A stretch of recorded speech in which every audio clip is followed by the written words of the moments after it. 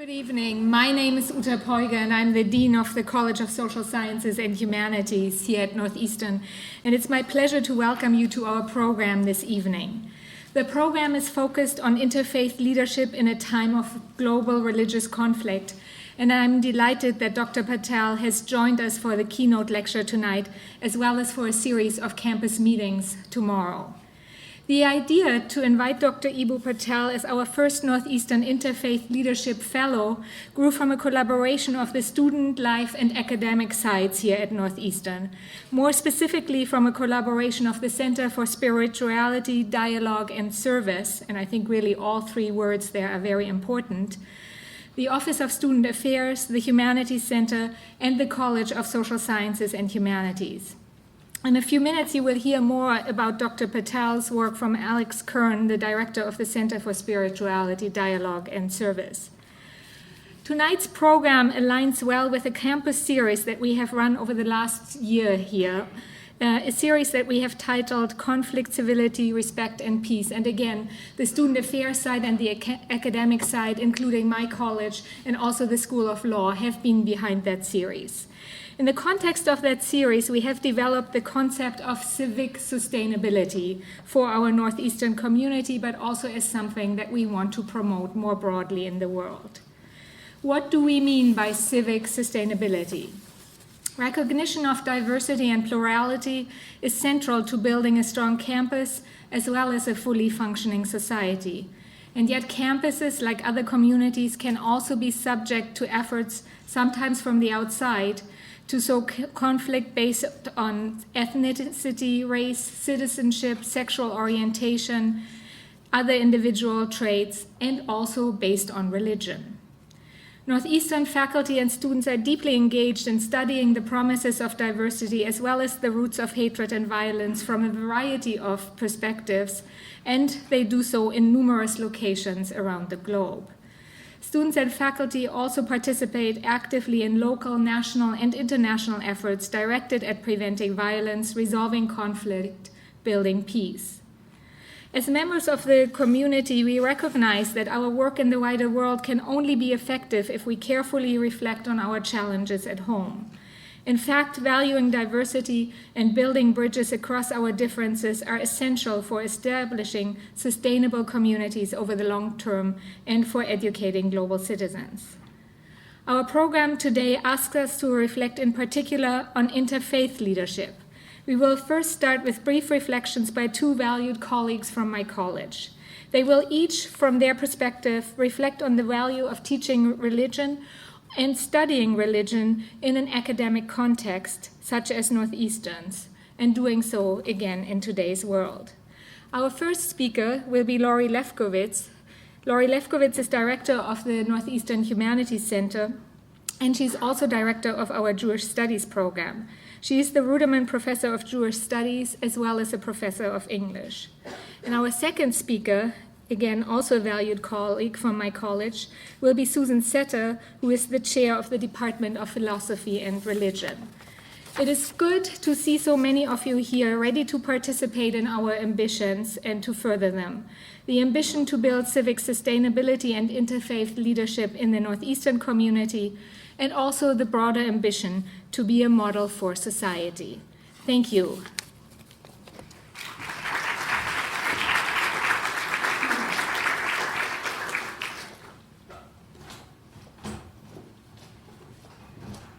Thank you, Uta. I want to draw your attention to the back of your program.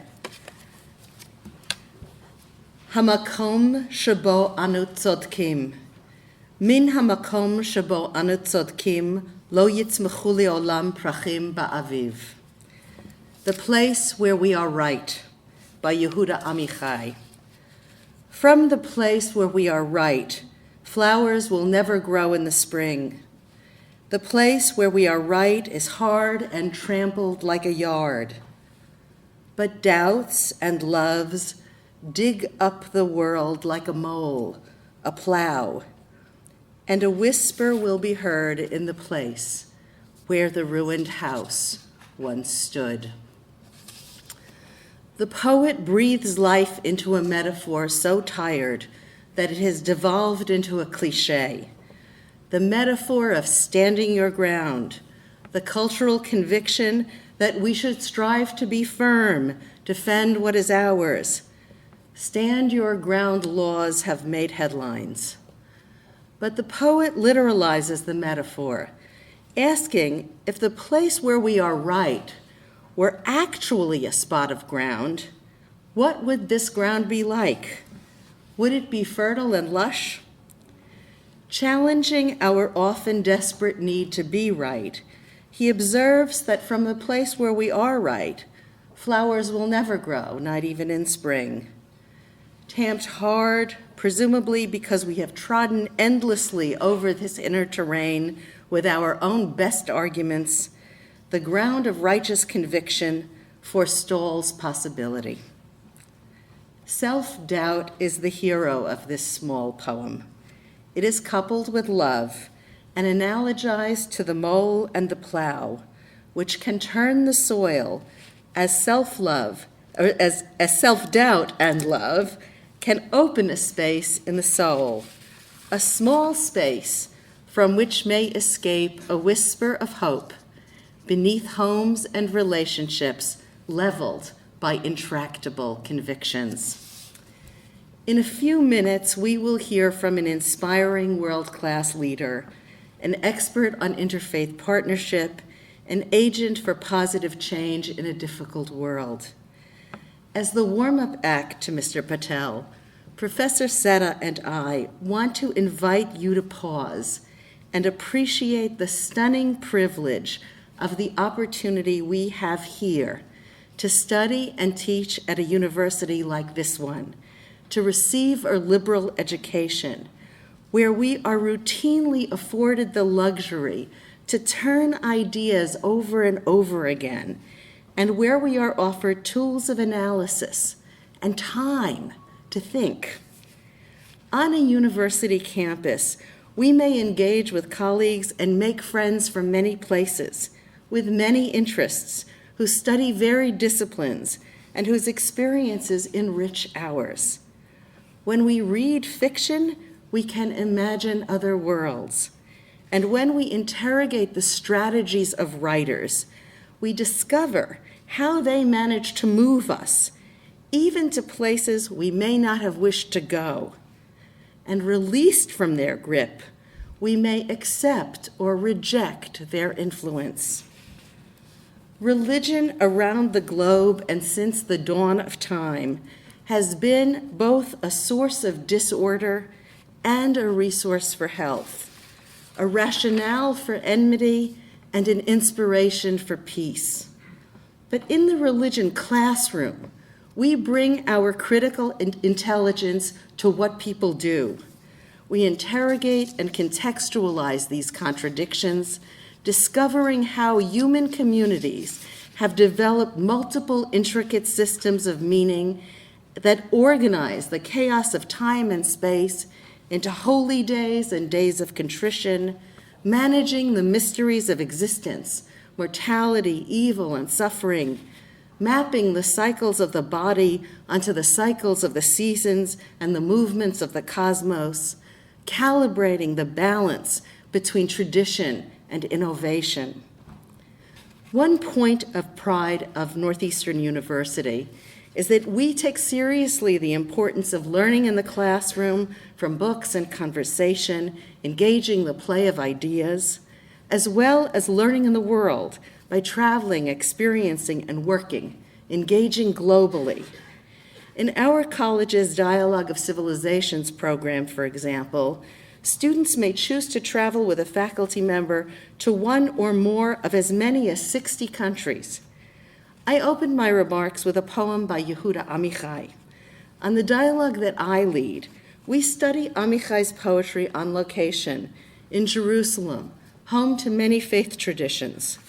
Studying contemporary Israeli literature and art, we discover the capacity of these discourses to capture paradox and ambivalence, while in the political science classroom, students ask how political discourse and argumentation deal differently with the intricacies of a fraught landscape.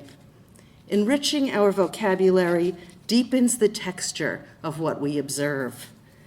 But in closing, I want to share 3 meaningful choices that students made last summer outside of our required courses and expeditions. Last year, the Jewish students invited the full group to share a Sabbath meal, complete with table rituals, songs, and prayers.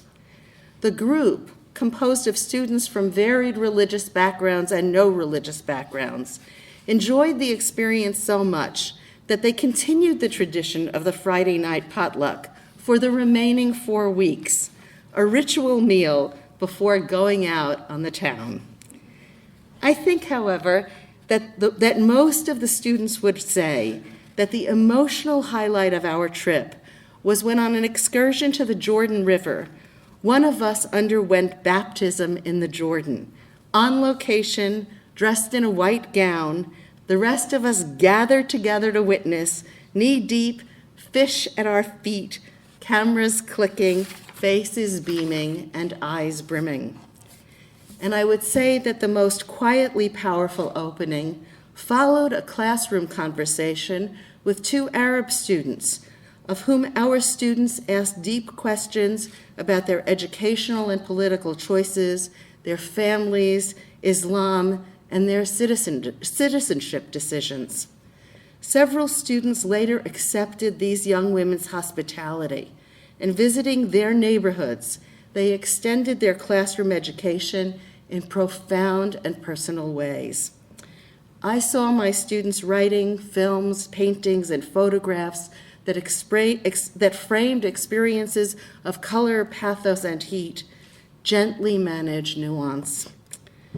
Several students began this course of study with strongly held views, and I suspect that no one left having materially changed his or her mind, but many expressed more mature humility. A liberal humanistic education at its best develops wise, skilled questioners, equipped with tools to loosen the earth beneath our feet and envision thousands of flowers where once ruined houses stood. I look forward to sharing this evening with you and welcome my friend and colleague, Susan Setta, Chair of the Department of Philosophy and Religion.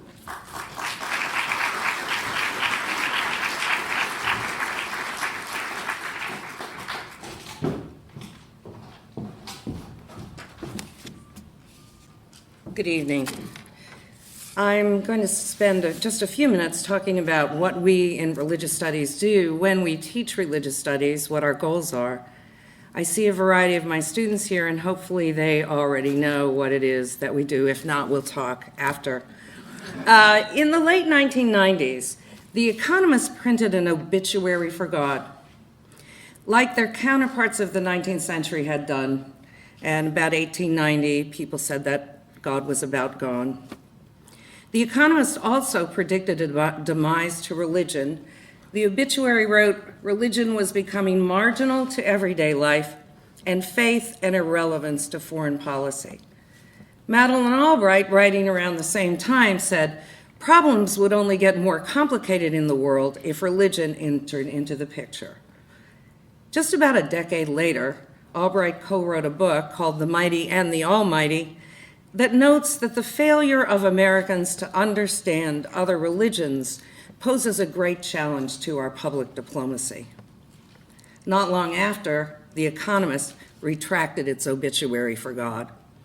It said, atheists and agnostics are going to hate this fact, but these days, religion is an inescapable part of politics.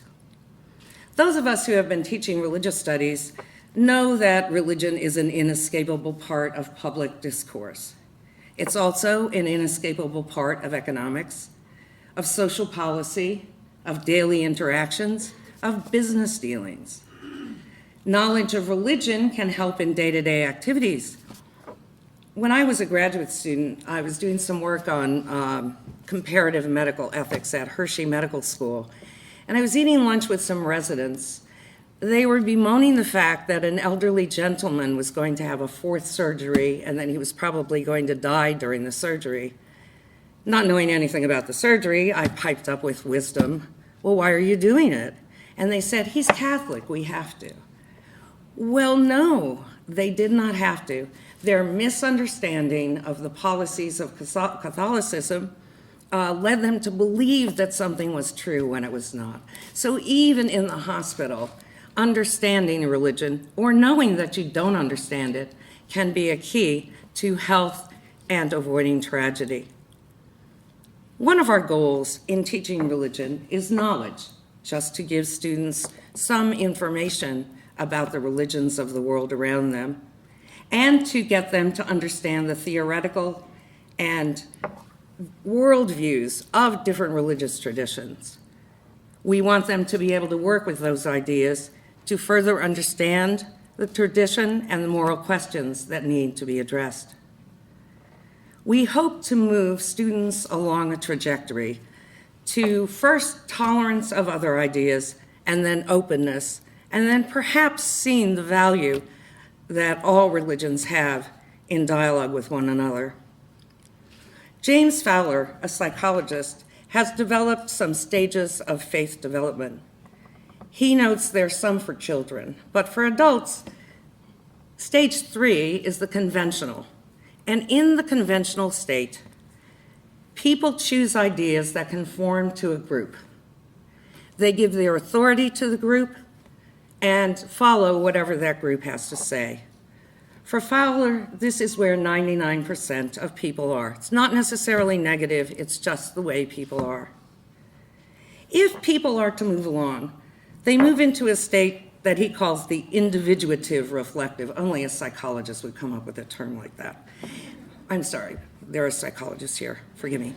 And at this state, the person begins to question themselves. They go through a bit of a struggle, they have some angst, but they begin to take responsibility for their own moral state, for their own faith beliefs.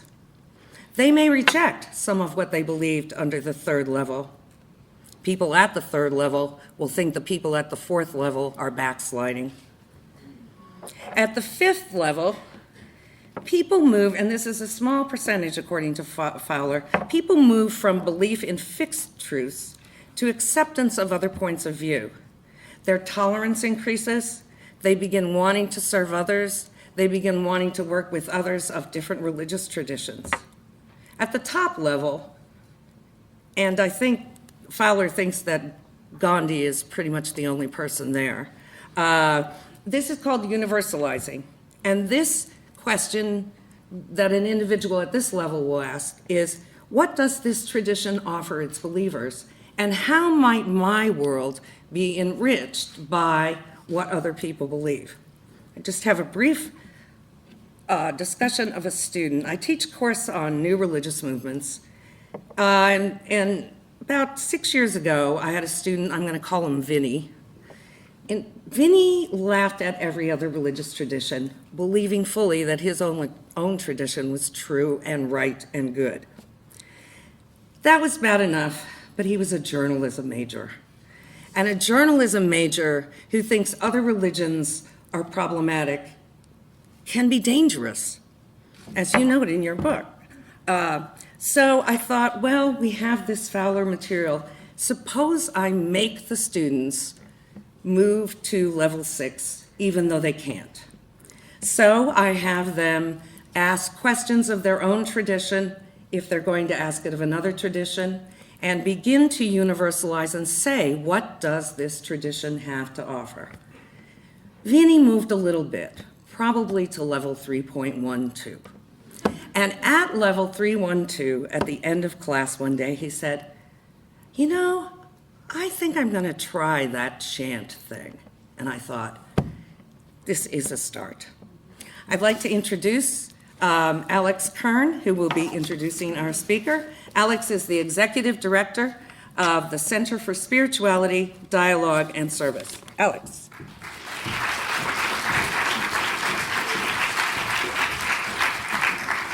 Good evening. Shalom. Assalamu alaikum.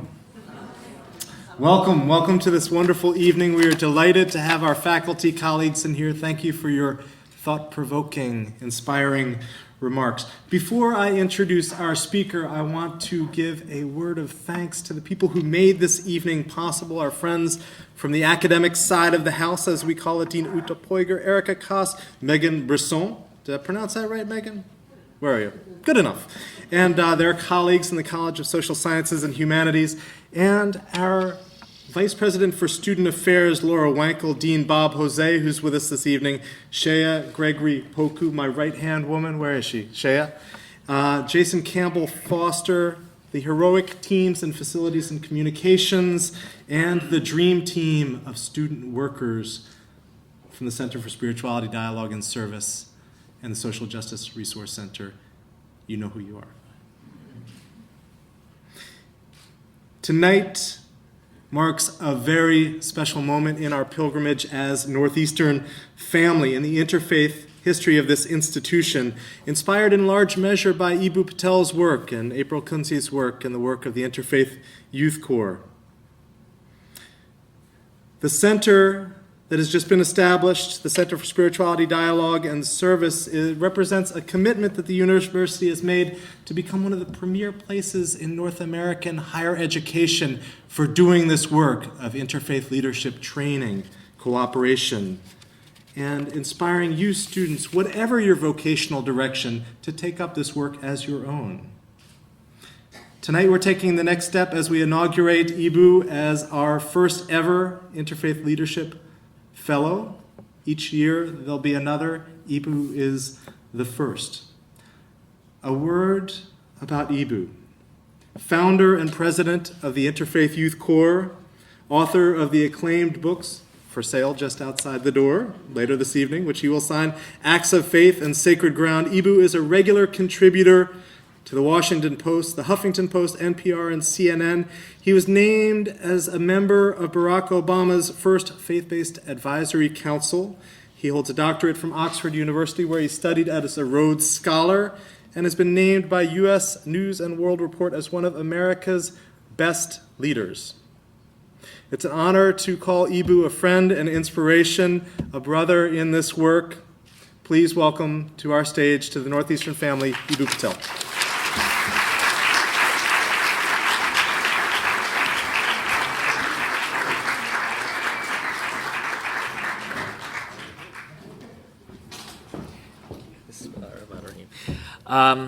Man, I'm proud to be here for a lot of reasons. First of all, the energy of Boston Strong still radiates, and I feel it. I felt it when the cab driver, an Ethiopian Christian, was driving me past the spot and said, "That's where we came together." It was powerful. I want to thank you for everything that this university did to make Boston strong, to make America proud, to make us feel like a planet Earth again after a terrible, terrible incident. I'm proud to be in the midst of a space that helped create that.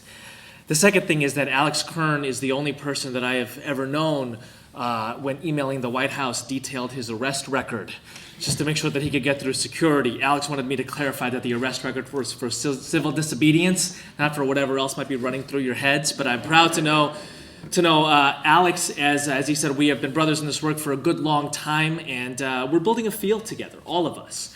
And when I looked at this audience, I thought to myself, maybe Alex told you that this is where the hockey game was?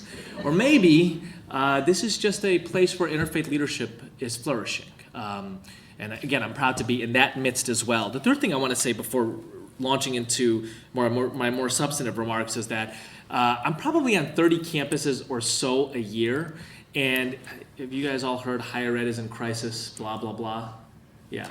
So when I ask people from Northern Illinois and DeKalb to St. Martin's University outside of Seattle, tell me a university that is kind of modeling innovation and creativity and intellectualism and pragmatism. Probably a half dozen places just in the last 18 months have said Northeastern. I'm proud to be here to get a sense of the intersection of all of those things together. So as I was listening to Professor Seta tell her story about James Fowler's stages of faith, and thinking about, was it 6, universalization, the stage that only Gandhi is in? Maybe a couple of people, right? I thought to myself,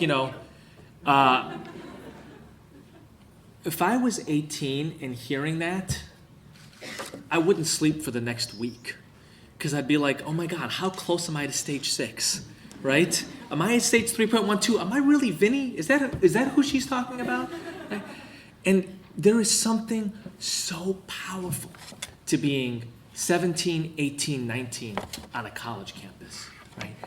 The world has never felt as new to me as my first weeks in Champaign-Urbana at the University of Illinois. And it's not like that exciting of a place. Like geographically speaking, it's really boring. And I've been to a lot of fascinating places since.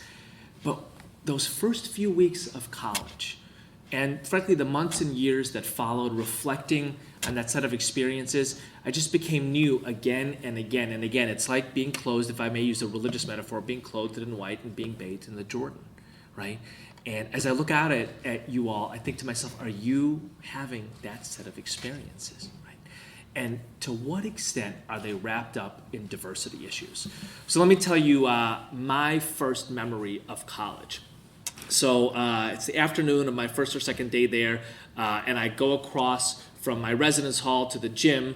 I'm going to play a game of basketball, and there's 3 different games going on, and they're ethnically and racially segregated. There's a black game, there's an Asian game, and there's a white game. This is the fall of 1993. I'm 17 years old. I'm even geekier than I am right now. That's hard, by the way. And I start to first of all, I'm kind of struck by this, right? And then I find my feet moving towards the white game. And I kind of stop and I'm like, what am I doing, right? And then I have this crazy thought, why aren't the black folks and the Asian folks trying to play in the white game? And then I stopped again and I'm like, why did I think that? And honestly, the next 3 years of my college experience was in a lot of ways unraveling that set of thoughts. And I had these huge realizations that growing up in the white western suburbs of Chicago as an Indian kid whose name was Eboo, let me tell you something. That's hard. Being named Eboo in the white western suburbs of Chicago in the late 1980s, a lot of my life was trying to play in the white game. And what shocked me was not everyone wanted to play in the white game when we got to college. And I think to myself, in so many environments, right, that would have just been my private little conversation, unpacking that. But on a college campus in the early to mid 1990s, that was the conversation across campus, the diversity conversation. The race, ethnicity, gender, sexual orientation, the where are you from, the who are you, the what relationships do you have conversation. You couldn't walk 10 feet on a college campus in the early to mid 1990s without running into somebody reading Cornel West's Race Matters, or Audre Lorde's Zammy, or Bell Hooks, or Gloria Anzaldúa. And I drank the Kool-Aid full kit. I mean, I took, what was it? Is it the blue pill? Whatever. I took that pill, right? Because until that time, I thought to myself, all of us simply want to be the same thing. A lot of what I did academically and co-curricularly in college was investigating, exploring that set of dynamics.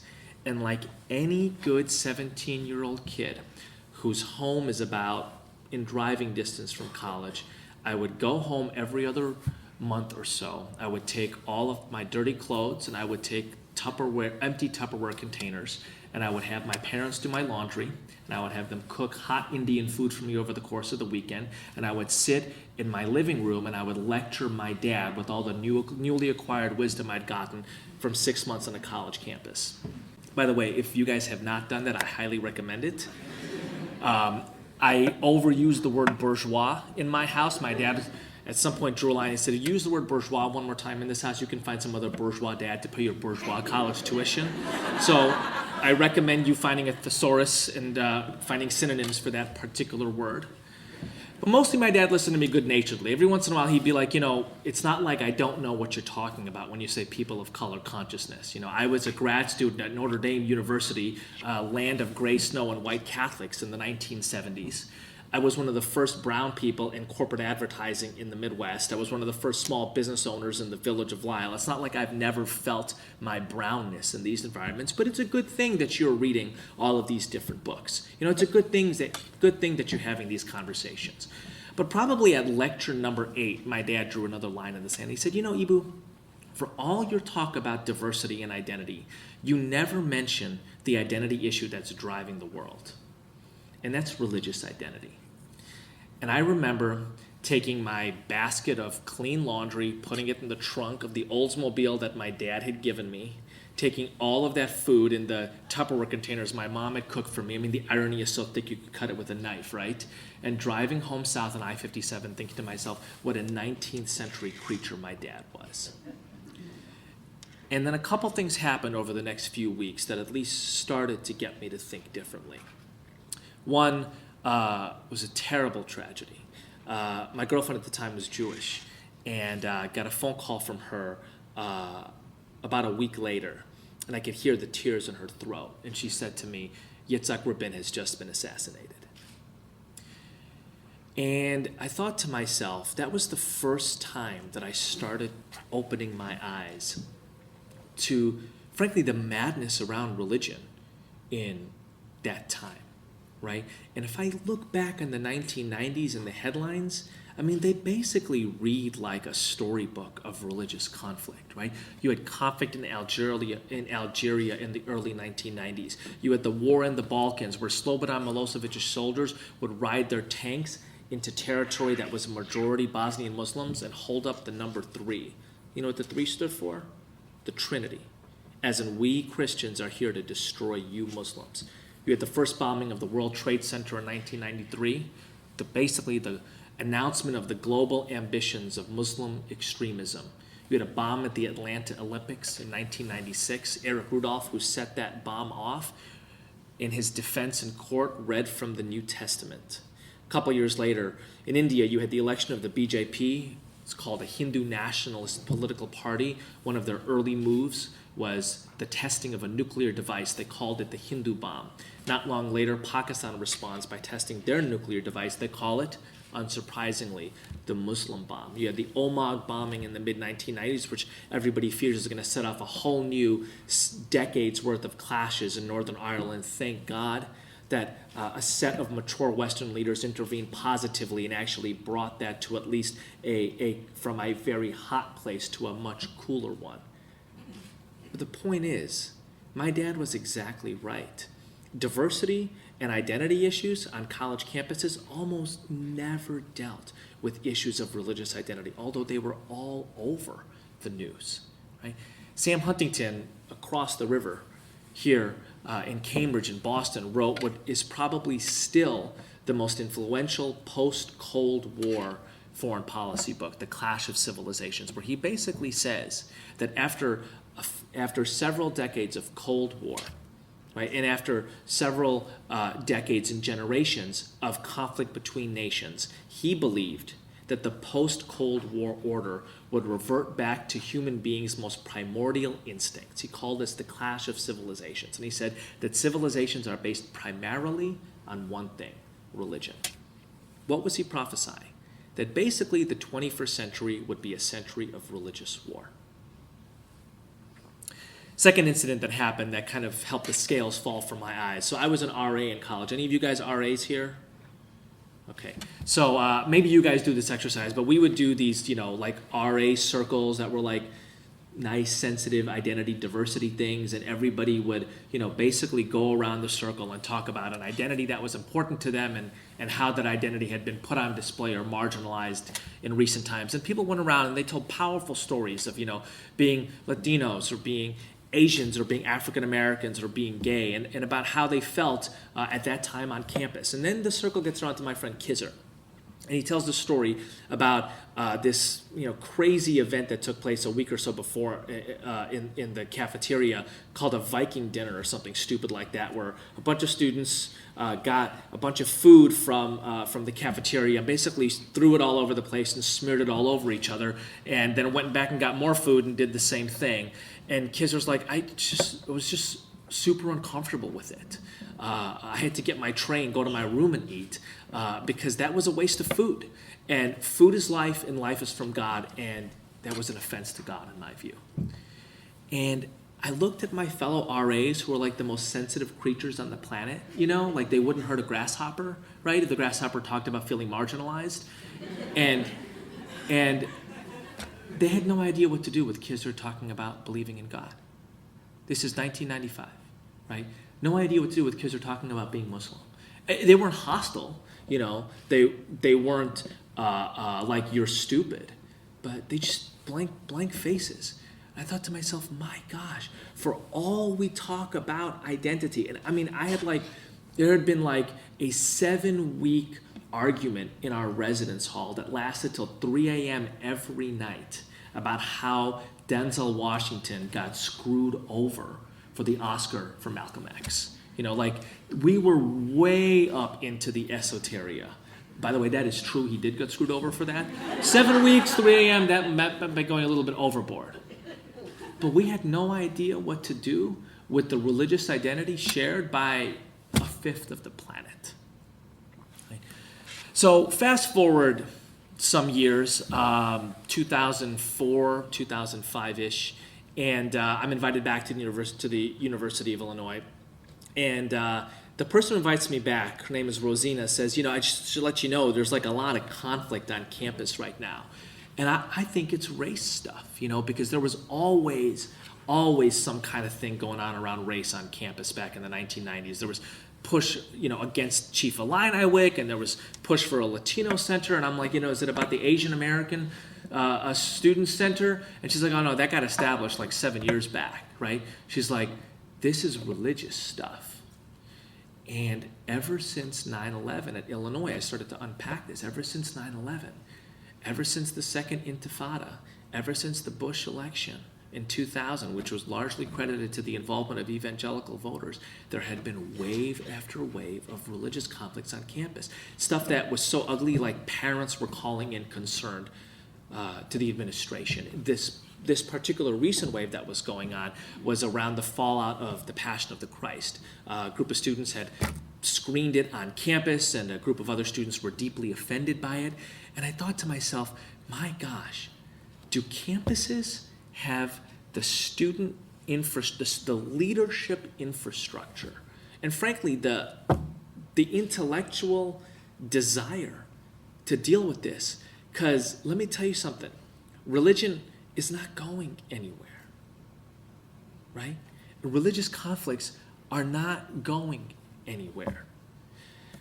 Fun thing is that, the folks who thought that in recent times, a lot of them were around here. Harvey Cox, in the 1960s, writes a famous book called The Secular City. He was a professor at Harvard Div School, still is, I think. And he says, 2 great hallmarks of our time: the rise of urban civilization and the demise of traditional religion, and they are deeply linked.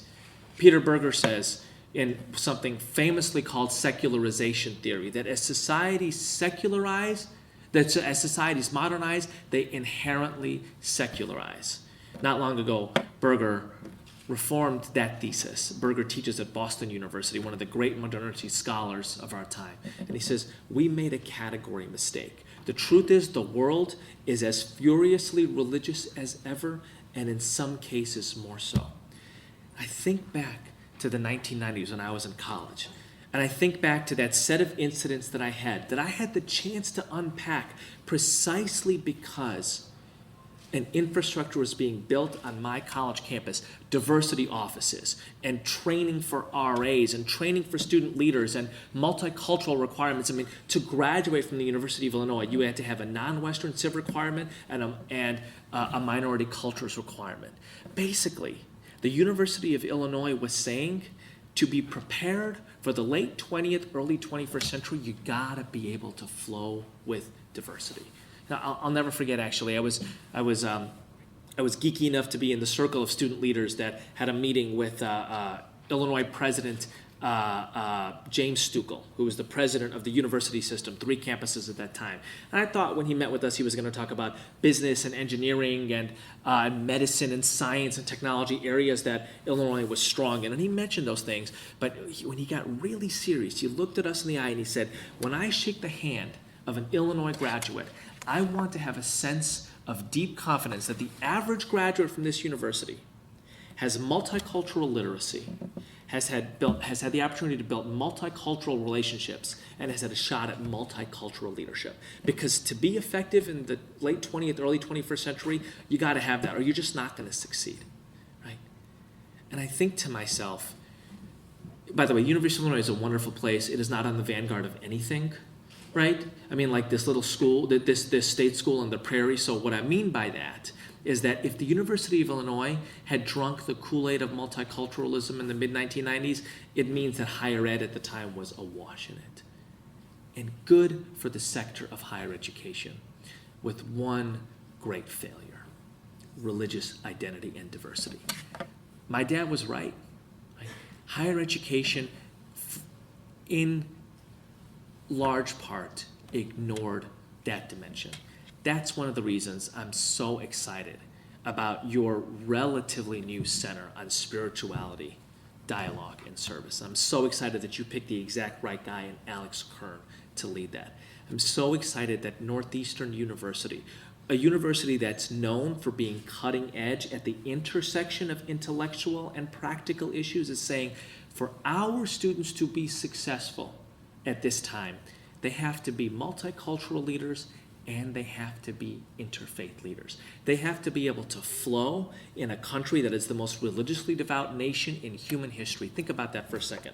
By the way, the person who said that is across the river at Harvard University, Diana Eck. My friends Orr Rose and Jenny Peace in the back there do a lot of work with her.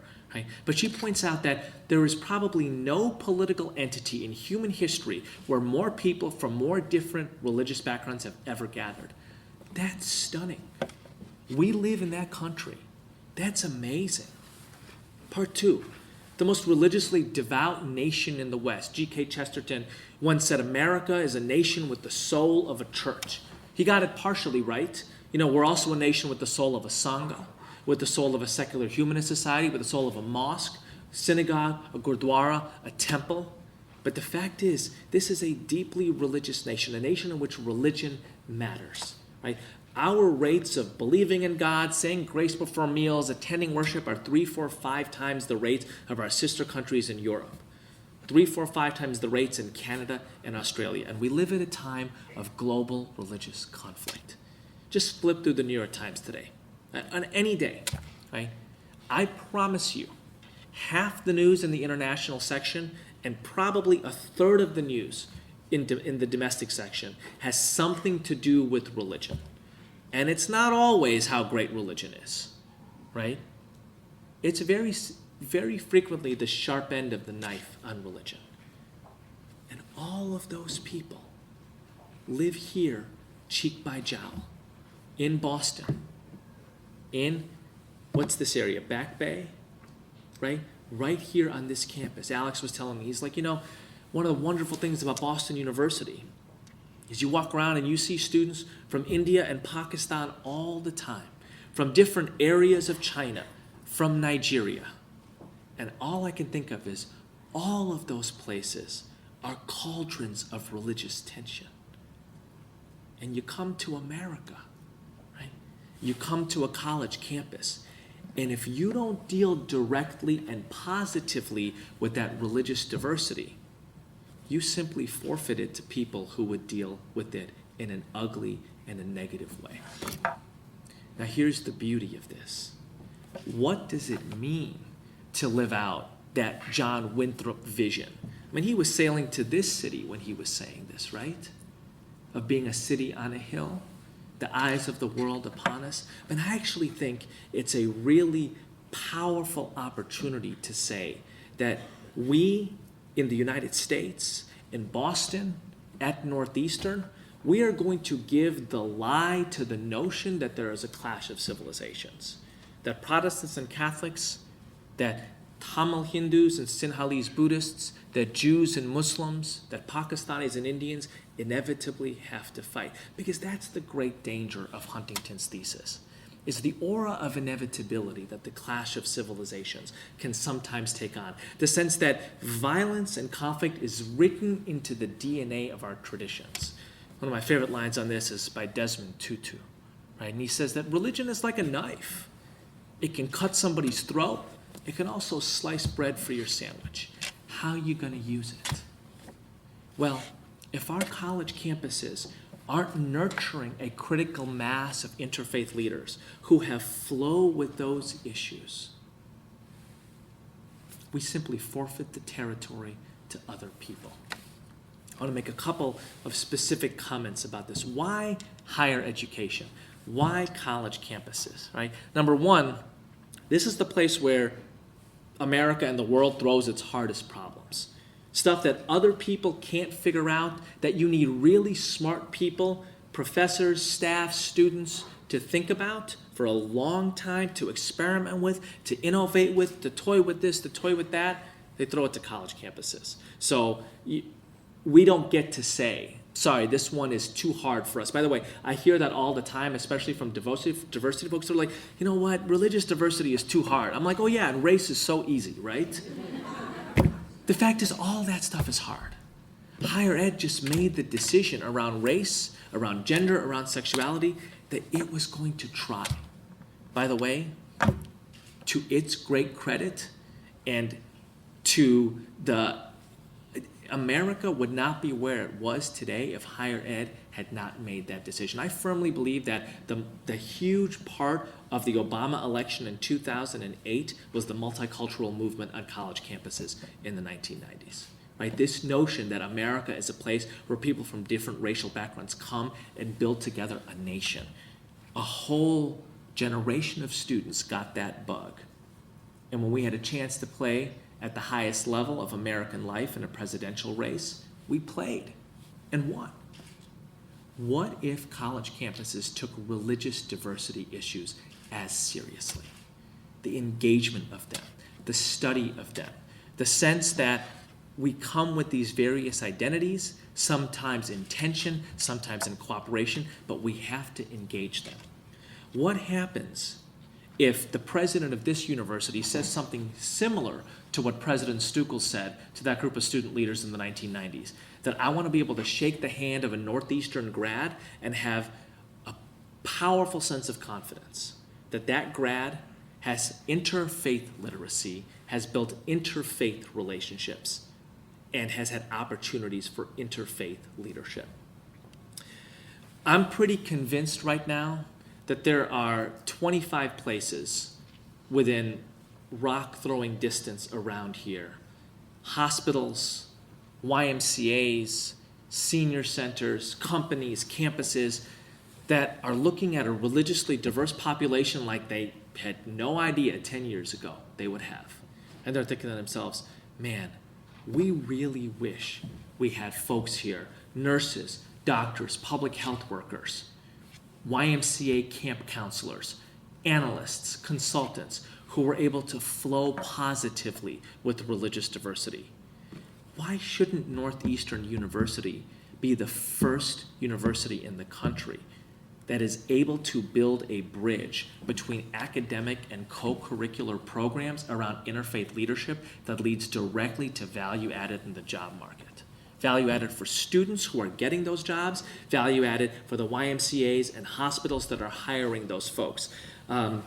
Professor Seta quoted Madeleine Albright in The Mighty and the Almighty. One of the things that I want to just add to what she said was, Albright said, listen, in the 1990s, when I was facing all of these world challenges that dealt with religion, whether it was the Balkans or Northern Ireland or South Asia or the Middle East, I had bureaus full of economic experts, bureaus full of non-proliferation experts I could turn to. I had exactly one in a diplomatic corps numbering in the tens of thousands, exactly one religion expert. I promise you, the State Department is on the hunt for people who have interfaith leadership, frameworks, knowledge bases, and skill sets. I want to end with two things. One is I want to give you an image of an interfaith leader in action, right? Because Interfaith leadership is not working with people who agree with you on everything. Some people think it is. I would like to disabuse folks of that notion, right? Diversity means disagreement. Religion, pastilic, is about ultimate concerns, fundamental things. If you deal with religious diversity, you are going to deal with disagreements on fundamental things. If you walk into a room, no matter how colorful it is, and people in that room agree with you on the most important and divisive matters of the day, gay marriage, abortion, the Middle East, if they agree with you, I don't care how colorful the room is, it is not a diverse room. A diverse democracy is about people with different views on fundamental matters that agree to live and work and thrive in a democracy anyway. That's why diverse democracies depend on interfaith leaders. If we're going to have bridges rather than bombs or barriers or bunkers define relationships between people who disagree, there's going to have to be people who build those bridges. They don't fall from the sky. We call those people interfaith leaders. I want to tell you the story about one of them. So, anybody in this room heard of Ruth Messenger? Okay, so Ruth, one of my early mentors in interfaith work. By the way, like the folks who take your crazy ideas seriously when you're 20, 21, 22, you will remember and love them for the rest of your lives. And that's who Ruth Messenger was for me. She took my crazy radical spangle seriously when I was like 23. And she comes by IFYC every once in a while when she's passing through Chicago. She's right now the president of the American Jewish World Service. And in her last conversation with our staff, somebody said, "How'd you get into this work?"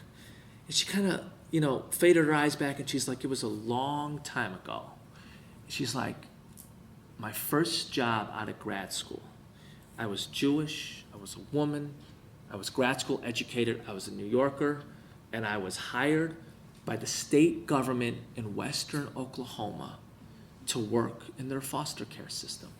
And my job was to find foster families for orphans, many of them Native American orphans.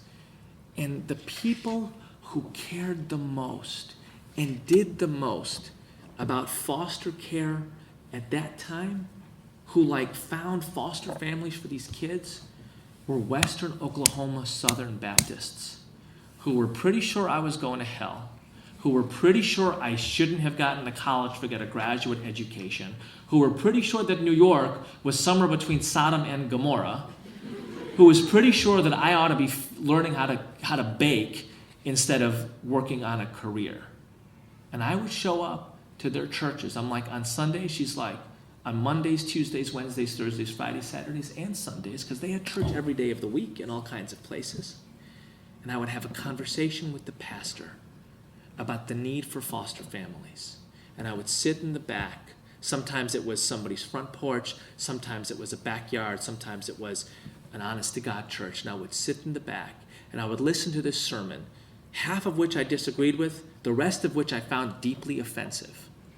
And then at the end of the sermon, the pastor would say, "There was a woman here who brings us news of God's children needing families to care for them. Who will volunteer to be foster families today?" And Ruth said, "We always got our families." And I think to myself, how many hundreds or thousands of kids in Western Oklahoma had families to care for them instead of being in large and anonymous orphanages? Because Ruth Messenger made the decision that she wasn't going to walk out of that church when she heard something that she disagreed with or that offended her. She made the decision that the intersection point of finding foster families was more important than all of the division points that were salient at that moment. That is an example of interfaith leadership. Knowing there are disagreements, again, what do you think the word diversity means but disagreement? Knowing there are disagreements and knowing that the relationship can serve the common good and is holy. I want to thank Professor Lefkowitz for this beautiful Yehuda Amachai poem. It reminds me of a poem that I think about when I think about this work, the work of building bridges between people who disagree on fundamental matters, because it is good for a diverse democracy. There is no such thing as a diverse democracy without it, and it is holy. And I think of a line in the work of William Carlos Williams, who says, "Who shall think of us in the time to come? Let them say there was a burst of fragrance from black branches." Thank you.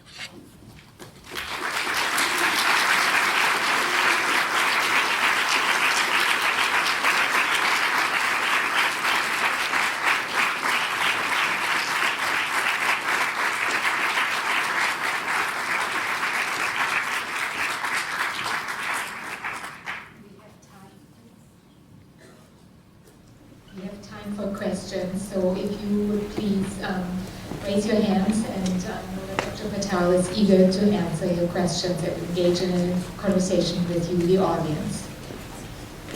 Is there a question? Yes. Thank you. Hello, Mr. Eboo Patel. I'm Ashu here. I'm Ashu here. First of all, I'd like to ask the audience, how many of the here are atheists and agnostics?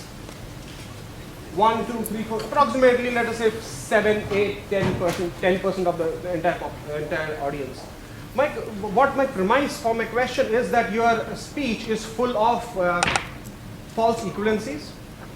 You are making jumps from their logic to their understanding without giving any reason for us to believe that your actual deduction is correct.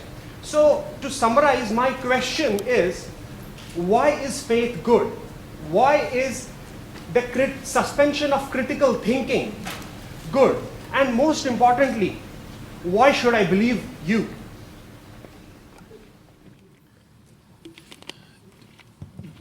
That's the least important question, why you should believe me. I mean, don't. My 6-year-old doesn't believe me. He's got very good reasons not to, actually. Why is faith good? So it depends how you define faith. So, my favorite definition of faith comes from Wilfred Cantwell Smith, who was at Harvard Divinity School for a long, long time. And he defines faith as a relationship with a tradition, right? So in other words, faith is located within the individual, but it's conditioned by a tradition. So perhaps your question is, why are cosmic religious traditions that speak beyond the rational? No. That's a cop-out. What you are saying is that you are defining a faith in your own perspective. What I am saying is that faith, as defined by the world, by Muslims, by Hindus, by Christians, by the two crazy religions, what are those? The Mormons and there's another one, I forgot the one, Scientologists. The faith in that there is a God and He has a plan for us, and everything else what all the religion says. Why is belief in something which is not evidence-based good? And more importantly, why do we define morality as you explained in your last example of Ruth, that the person who was at the church for adoption? And why do you, with that background, why do you think that religion has a monopoly on morality? Mm-hmm. So, Ashu, I want to thank you for your pointed and passionate questions. So this is actually not the direct topic of my talk today. So what I want to do is respond to your question, but then make sure that we move on, because I'm actually not making. I'm a believer in God, but that's not the reason that I think interfaith work is important. I think interfaith work is important because religious diversity issues play a role in public life or politics, whether or not you believe in God, right? There are huge institutions associated with the Catholic Church, 600 hospitals, 7,000 grade schools and high schools, 230 college campuses that do an awful lot of real work in the world. So it's not actually, I think the fundamental question for this work is not, do you believe in God? It's, the role that religion plays in public life and politics. Let me be clear that I've lived long enough to know that religion does not have a monopoly on morality. I've met plenty of religious jerks and plenty of really nice secular humanists. The fact is, religious diversity issues are going to play a defining role in the 21st century, and it's far better for us to engage in them in a proactive and understanding way, whether you believe that God exists or not. I do want to say one more thing, which is that I think that views about religion, that, to take Desmond Tutu's metaphor, only views it as a knife that cuts people's throats, that is a very limited evidence base. And so I'd like to think about, Dr. King, who, as Alex told me, lived 2 blocks from here. And one of my favorite lines in Dr. King is, "Many people want to make of me many things, but in the deep recesses of my heart, I am a Baptist clergyman. My daddy was a clergyman, my granddaddy was a clergyman, my great-granddaddy was a clergyman, and my sonship to Jesus Christ as Lord and Savior is the highest loyalty that I have, higher than race or nation or creed." And I think to myself, I think that was the greatest American of the 20th century, Martin Luther King Jr. And whether God exists or not, and I believe God does, King's belief that God existed changed history. And that's just a fact. And I think that we ought to deal with it in all of its gruesomeness, but also all of its beauty and glory. Thank you very much.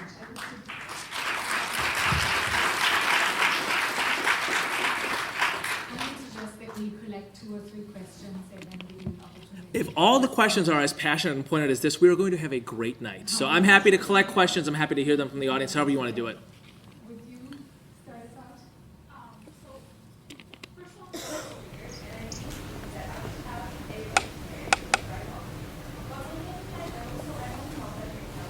Can't hear. That's why I was shouting up. Oh, thanks. But I feel that it's very hard for me sometimes to have a discussion with someone who doesn't believe in same-sex marriage or doesn't believe in abortion, because I feel like these are rights and I have really strong commitments. But on the other hand, I understand that the person on the other side of the conversation probably has pretty strong commitments to their own faiths and beliefs. So how do we address this issue of diversity? What do we do? How do I resolve this conflict within myself? What a great question. So my friend, Professor Jennifer Peace, who teaches at Andover Newton and Oro, we were having literally this exact same conversation before. First of all, I just want to be clear about I think you ought to be able to marry whoever you want also. That's my view. It's not everybody's view.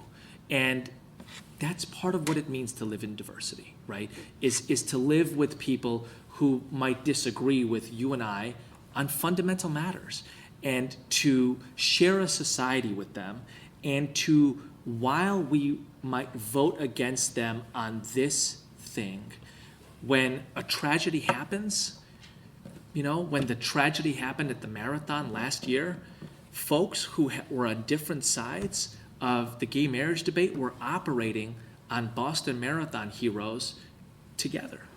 And I think that both of those things are the strength of a diverse society. Your ability to say, I'm queer, I want to get married, I'm going to support organizations that advance this cause, I'm going to vote for politicians that will pass laws in this direction, I'm going to picket people who disagree with me. All of those are your democratic rights. Incidentally, other people have democratic rights as well. So on those areas you might disagree, and on other areas you might agree. And those other areas might also be really profound. I think that's the only thing that I can come to about living in a diverse society. And frankly, I think it's really beautiful, right? Like, I live in a society, we all do, where people differ on really profound theological matters. That Ashu doesn't has a very different view of God and religion than I do. We share a society together. Tonight we share a room together, right? I think that that's a beautiful thing. I think it's a beautiful thing, right? How else do you have a diverse democracy except if people who disagree vehemently on some things are able to come and work together on other things?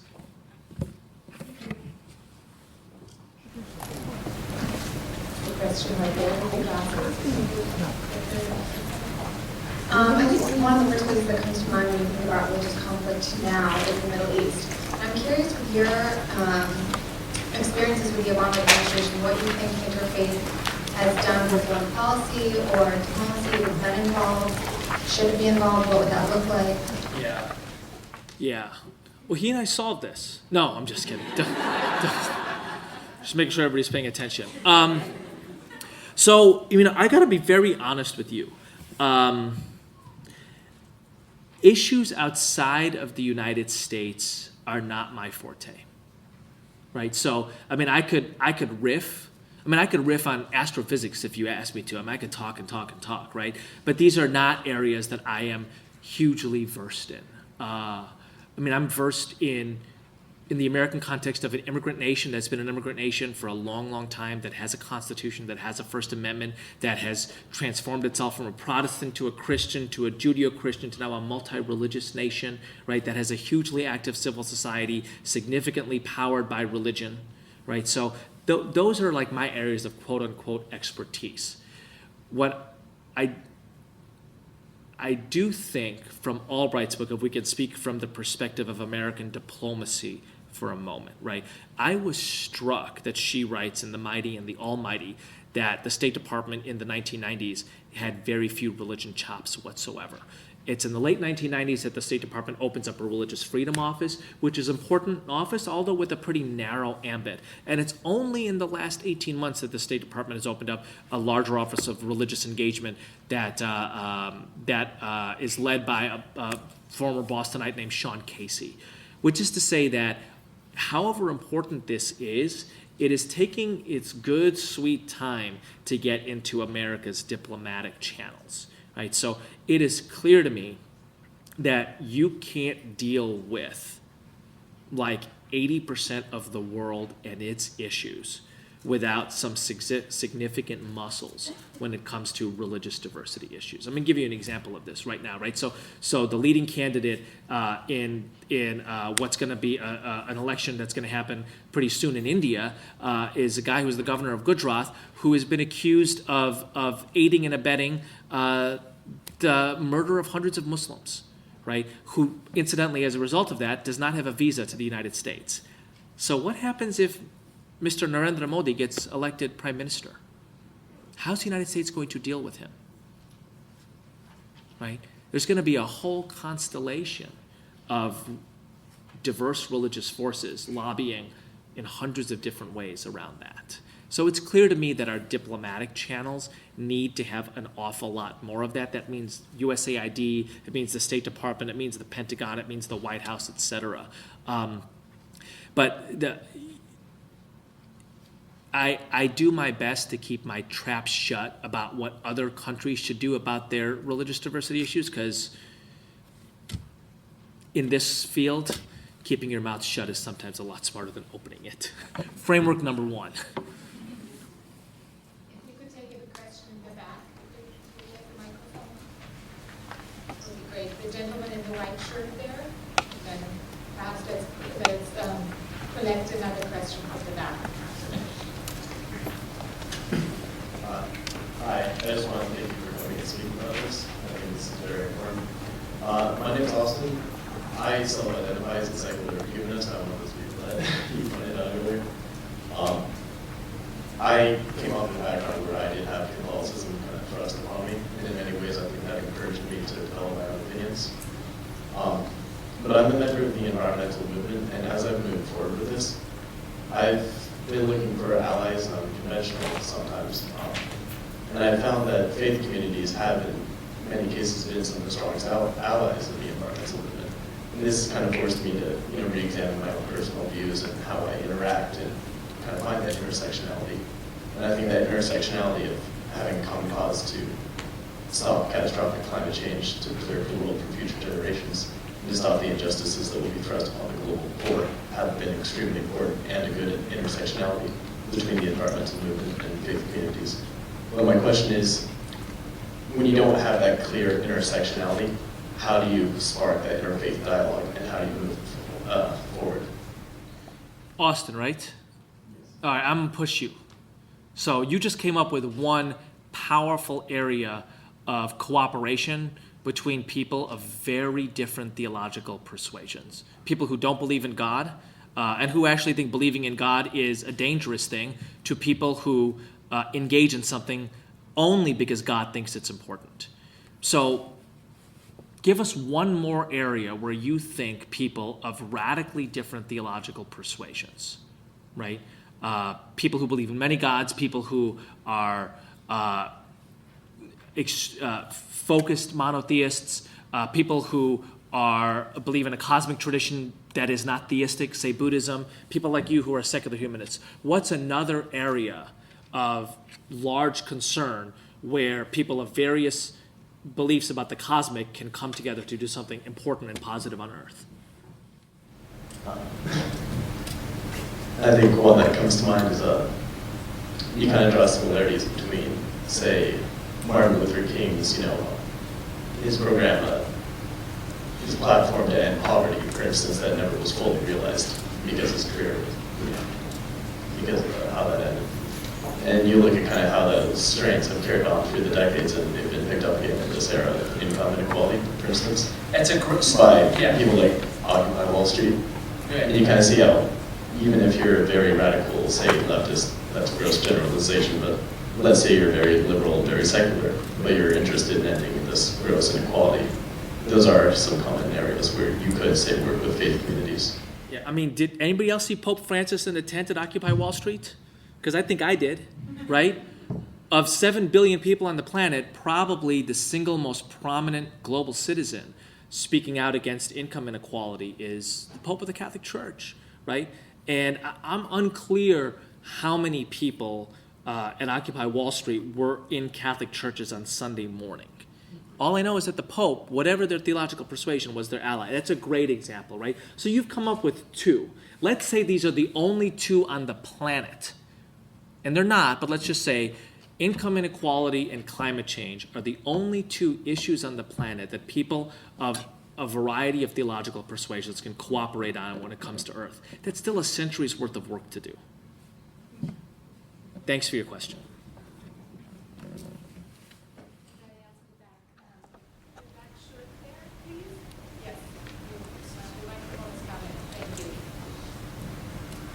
Thank you. I'm a spiritual advisor here on campus, and I'm listening to your conversation, and I'm thinking about faith literacy and how we enact that. And I'm thinking about social media and the ways that media in general, in my experience, in my lifetime, I'm about your generation, seems to have grown the echo chamber, if you will, where my Facebook news feed seems to select for the people that I respond to more, and so then I don't hear that, just within that one medium, for example. And so I'm wondering how you would advise emergent interfaith leaders to inform themselves and engage in conversations, virtual as well as real and practical, in a climate where it's so much more common than it was 20 years ago in my experience, to get media from 1 or 2 or even 3 or 7 sources, but all that tend to reinforce one's own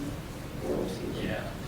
So thank you for that. So I'll say two things on this. One is, if I could like inject one piece of interfaith literacy into everybody on the planet, it would be to find something you admire about traditions you disagree with. Right? So traditions that are not your own. Say you're an Orthodox Jew. What is something you admire about evangelical Christianity? Say you're an atheist. What is something you admire about the most focused monotheism on the planet, Islam? Right? Learn something you admire about another tradition. Now, it doesn't have to be something within their belief system. It can be something about how they run their community. It can be something about the institutions that they build to serve the broader world. Learn something you admire about other traditions, right? Here's the second thing is, do not define diversity as interesting ethnic foods with people you agree with, right? Define diversity as working together with people with whom you have profound disagreements on other fundamental matters. Right? Put yourself in those situations. Right? By the way, that is like 50% of the country. What I mean by that is on the list of highly divisive issues, highly divisive social issues, it's about politics or social issues or sexuality or international relations, whatever stand you take, somewhere between 30, 50, 60, 70% of the nation is on the other side of that. And, think back to what the definition of a democracy is. All of your voices count, not just the ones you agree with, right? Not just the ones you agree with. I think that there is a reasonable conversation to be had about, I can't talk to people who I disagree with on this fundamental thing. The question you have to ask after that is, how do you have a society if everybody drew those lines? If all the pro-choice folks were like, this is so fundamental, and it is, I won't talk to the 55% of the country that's pro-life, right? And all the pro-life people were like, this is so fundamental, and it is, said, I won't talk to the 45 to 50% of the country that is pro-choice. And you did it around Israel, and you did it around gay marriage, and you did it around premarital sex, and you did it around the size of government, and you did it around Obamacare. List the issues, right? We have a diverse democracy because people have worked for hundreds of years to say people from a range of backgrounds with a variety of views on fundamental matters can live together in a society. By the way, there's other societies tearing themselves apart over this, right? Right now, part of what's happening in Egypt is people are saying, I won't be ruled by people you elect. I would choose to beat my neighbors instead. This is the great issue of our time, I think, globally, is how do people with fundamentally different views on how a society should be run live together in that society? We've done it relatively well for a long time. I think that now is as important as ever because other countries are struggling with the same issues in ways that they haven't before. They've never been so diverse and they've never been so democratic.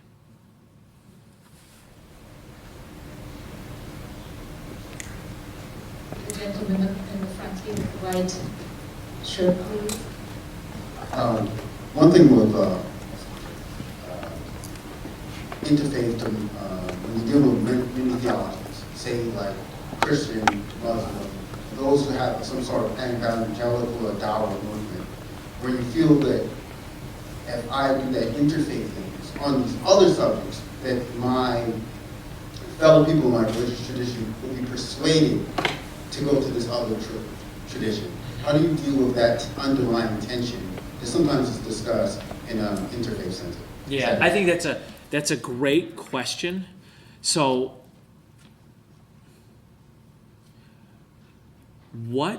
this is a serious response. What cave are you and I going to take our kids to such that they don't meet people from other religions or ever hear about them so they only stick to ours? Right?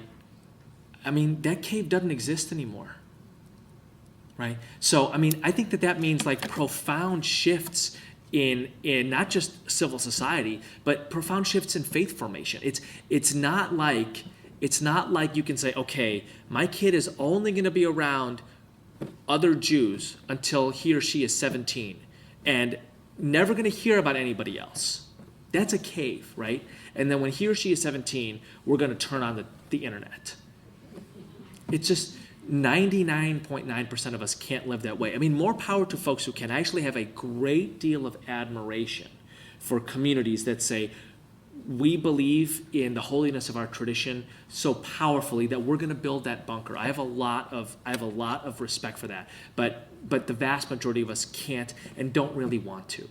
So I think what that means is we have to begin writing into faith formation from now what it means to be Christian, Muslim, Jewish, Hindu, secular, humanist, Buddhist, Baha'i, Jain, Sikh, etc., with other people.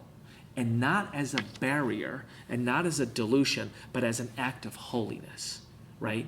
So there are dimensions in Islam which speak about the holiness of diversity. I think to myself, because I live in America and my kids' best friends are Catholic, Jewish, secular, humanist, Hindu, etc., I get to lift up those dimensions of Islam because they're relevant to his life situation. If I lived in an area that was more like a Saudi Arabia, that was more homogenous, right? Those dimensions of the tradition would not be as relevant.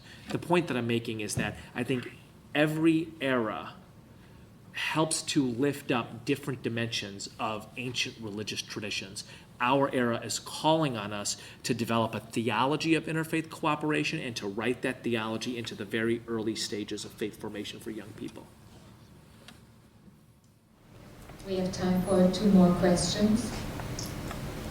Right behind you, there's the person with the hat. Hello, I'm really curious. You had just mentioned developing in the early stages of childhood, and you were talking about in college campuses how we have these programs developing an interfaith understanding and dialogue. I'm curious how you might envision that in the public sector, where you have public schools and secondary schools and otherwise, and how you might see these types of programs developing in those sectors where religion is often left completely outside of them. Yeah, that's a great question. It's also far beyond my personal expertise, but that's exactly why I think the stage of this movement that we're in, that Alex is helping to write this chapter, my colleague April, Oren, Jenny, a bunch of people in this room are helping write this chapter, is about creating leaders. Because I don't have a program for how a public hospital ought to deal with faith. I don't have a program about how a public school or a preschool ought to deal with it.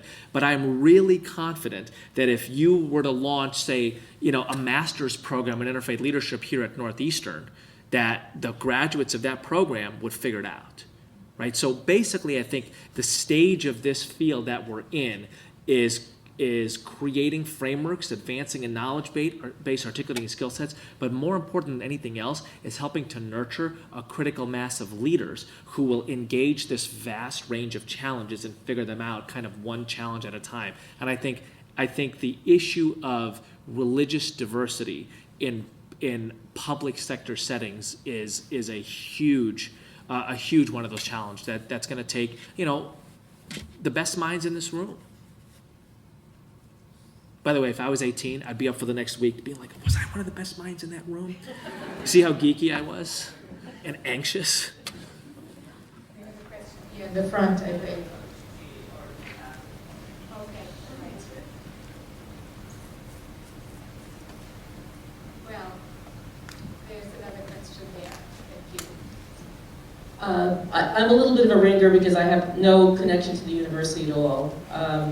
I'm the president of the Board of Rabbis of Greater Rhode Island, and I'm involved in a lot of interfaith work. And one of the kind of practical suggestions that I can make in terms of getting beyond the sort of safe common denominator issues of poverty and environmental issues is to build relationships of trust. I have done a tremendous amount of work with the Imam, who's the head of the Rhode Island State Council for Muslim Advancement, and the executive director of the Rhode Island State Council of Churches. I brought the 2 of them with me to Israel. And we were able to do that largely because we started having breakfast together in diners and built relationships of trust.